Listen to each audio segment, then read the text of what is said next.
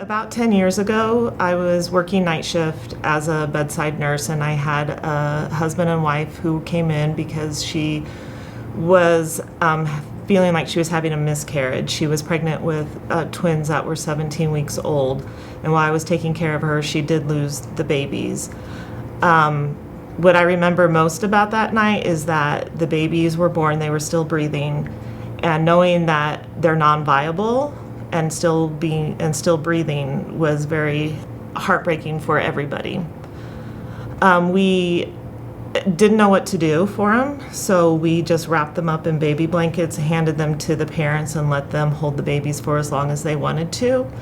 And then for us, for staff, we got ink and we made little footprints for them so they could take them home.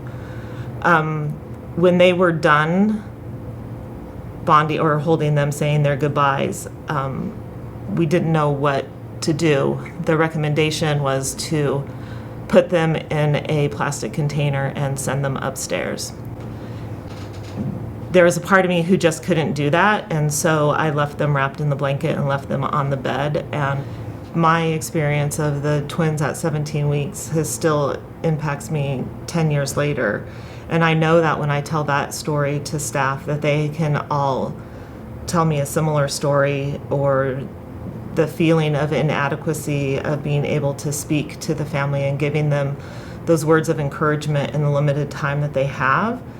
There is no training to talk with people who have experienced this type of loss. And there's no bridge between leaving us and going and seeing their OBGYN. A lot of times we send the family home and they've had an incomplete miscarriage with instructions that the cramping could get worse. You're going to notice more bleeding. If the bleeding becomes more uncontrollable, then you should come back in.